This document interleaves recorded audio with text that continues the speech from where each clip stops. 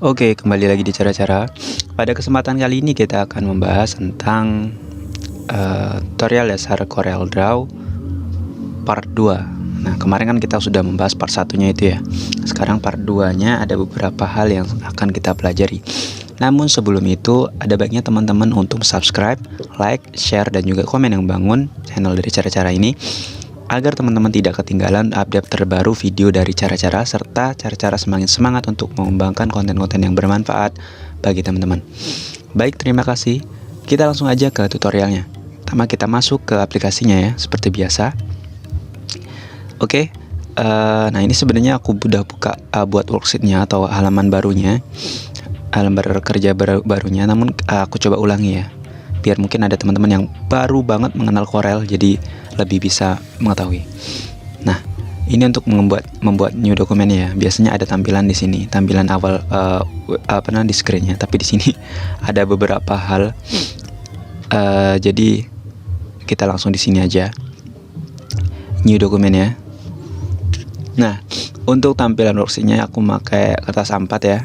Nah, ininya custom A4. Nah, sebenarnya teman-teman juga bisa custom atau membuat ukuran sendiri, tergantung dari keinginan atau kebutuhan teman-teman. Nah, untuk mode orientasinya itu aku pakai potret ya. Nah, ini juga bisa landscape atau horizontal. Resolusinya 300. Oke, kita oke saja ya. Untuk pengaturan di bawah ini tidak terlalu digunakan biasanya. Cuman paling ya hanya untuk tampilan ininya saja, warnanya. Nah, ini CMYK dan RGB. Aku pakai RGB ya, karena ini untuk tampilan di digital saja atau di laptop saja. Biasanya kalau CMYK itu variasi warnanya lebih banyak, dan itu diperuntukkan biasanya untuk yang print, yang di print ya. Kita oke, ini halamannya. Kita lanjut ke tutorialnya. Nah, sebelum ke penjelasannya, ada beberapa hal yang perlu aku sampaikan untuk pengenalan tools yang akan kita pelajari. Yang pertama itu freehand. Nah, sebenarnya semua tools yang akan kita pelajari ada di sini, di opsi bagian sini dari toolsnya CorelDRAW ini. Nah, ada di sini semua. Nah, ini freehand. Nah, freehand ini digunakan untuk membuat objek yang bebas atau garis dan kurva, antara garis dan kurva. Kemudian two point line. Nah, two point line ini tool yang digunakan untuk membuat garis lurus yang terhubung atau tidak. Kemudian Bezier tool itu memungkinkan kita untuk membuat kurva atau objek dalam satu segmen atau lingkup. Selanjutnya pen tool. Nah, pen tool memungkinkan kita untuk membuat garis lengkung atau lurus dengan keterhubungan antar titik. Kemudian selanjutnya B-spline tool itu memungkinkan kita untuk membuat objek atau garis lengkung dalam satu segmen atau lingkup. Selanjutnya polyline tool itu memungkinkan kita untuk membuat garis secara bebas yang terhubung dalam satu segmen atau lingkup. Yang terakhir, 3-point curve tool itu memungkinkan kita dalam membuat garis lengkung dengan menghubungkan 3 titik atau poin. Baik, langsung aja kita ke yang pertama, freehand tool. Nah, freehand tool ini seperti yang aku jelaskan tadi, ini untuk membuat objek secara bebas, baik garis ataupun yang membentuk lingkup atau kurva gitu ya. Misalkan kita buat titik di sini pertama ya. Nah, ini untuk yang garis saja. Set. Nah, ini garisnya kan agak miring ya. Sekarang kita coba buat yang lurus. Untuk yang buat yang lurus, kita sambil tekan kontrol. Nah, ini dia akan lurus. Gitu. Nah, untuk menghubungkan ke garis selanjutnya itu teman-teman klik titiknya sehingga ada tulisan node atau node, baru kita arahkan ke bawah. Terserah sih arahkan kemana, kan untuk menghubungkan gitu ya. Yang jelas yang pertama diklik titiknya dulu, titik yang sudah dibuat itu, ke posisi selanjutnya. Terus kita klik lagi ke titik selanjutnya.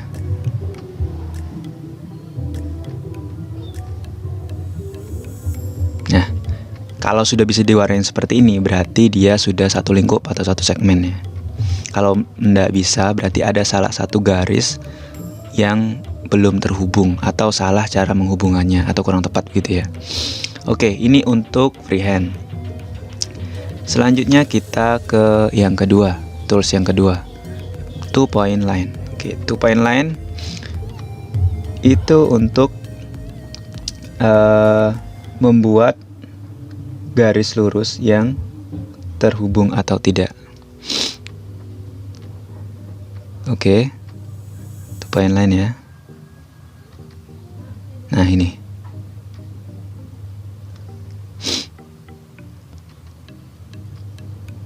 Tuh teman-teman buat garis lurus.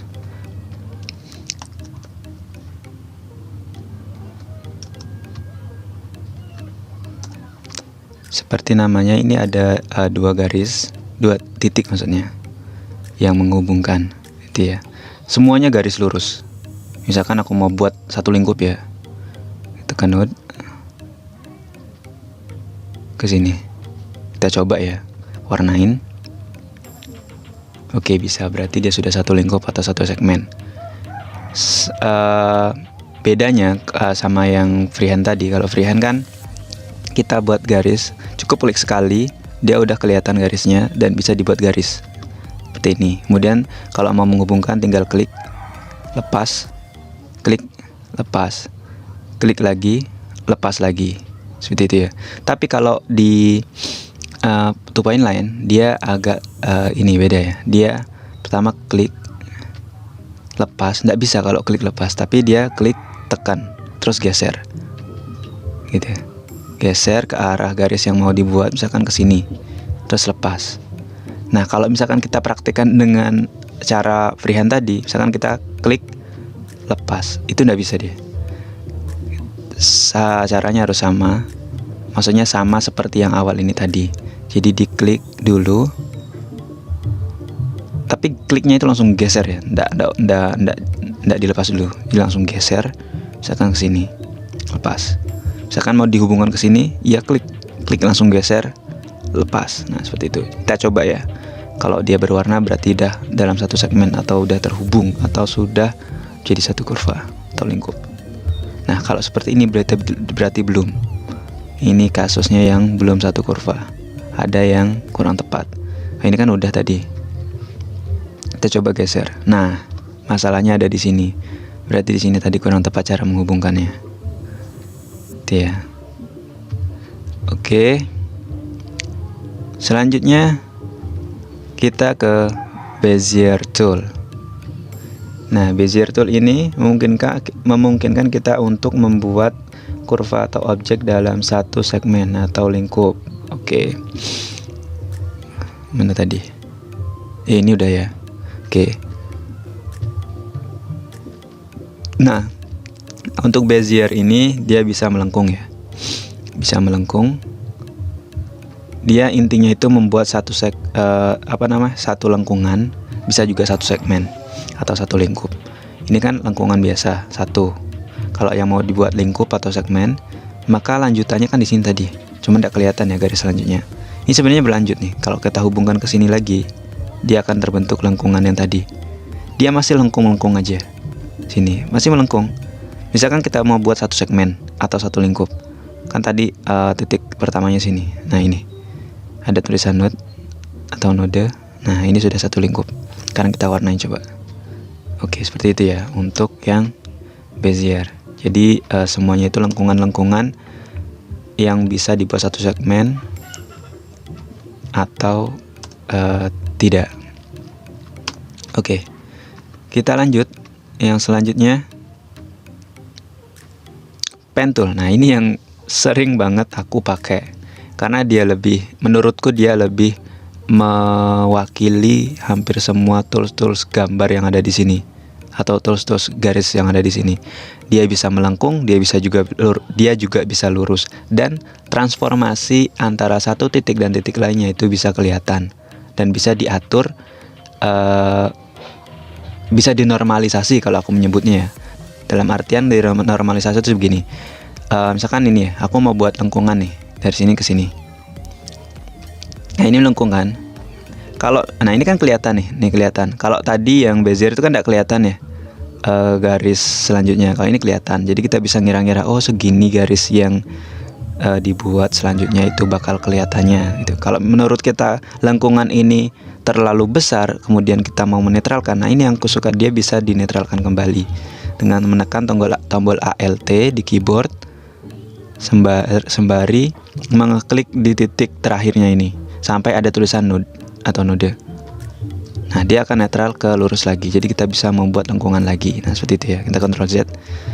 Nah kalau misalkan kita mengeklik node ini tanpa Alt, misalkan kita coba ya, dia tetap.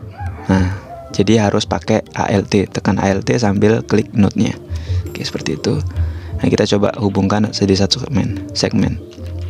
Sorry, kita coba hubungkan jadi satu segmen ya. Nah seperti ini, udah bisa diwarnain. Nah itu untuk pen tool ya. Selanjutnya B-spline. Aku agak susah nyebutinnya yang ini ya. Oke, ya itulah intinya.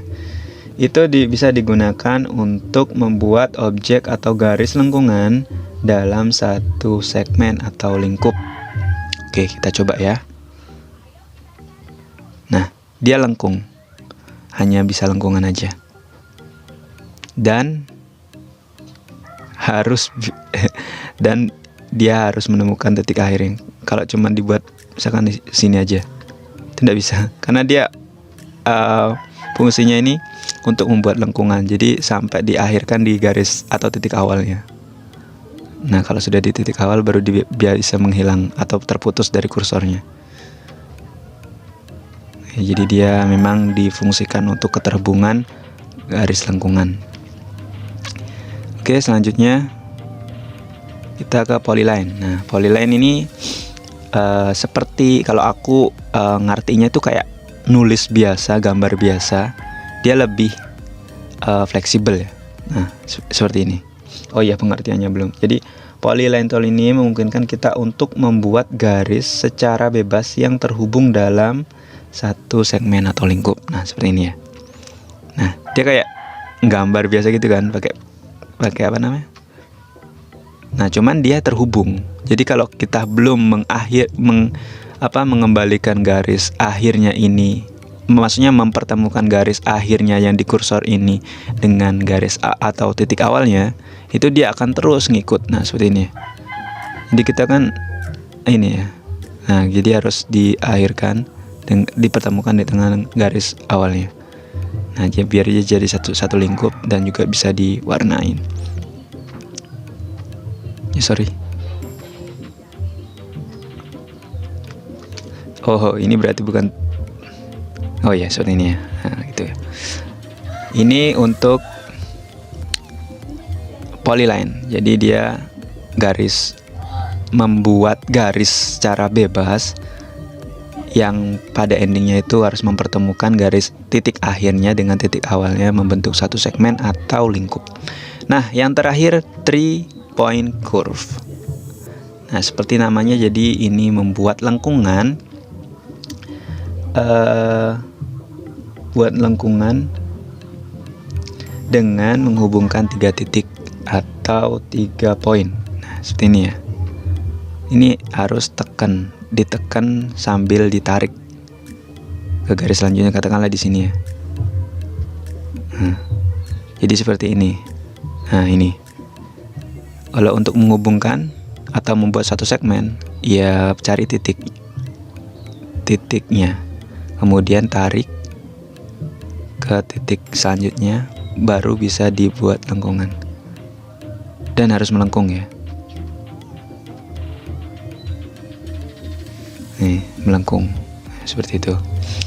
Oke, itu mungkin gambaran sederhana atau dasar dari tools part 2 ini yang kita pelajarin. Untuk pengembangannya nanti akan kita pelajarin di part selanjutnya setelah dari dasar-dasar ini selesai. Dan juga teman-teman bisa mencoba-coba sendiri nih di rumah, kan nanti siapa tahu malah lebih jago dari cara-cara kan ya. Jadi kita bisa saling share-share.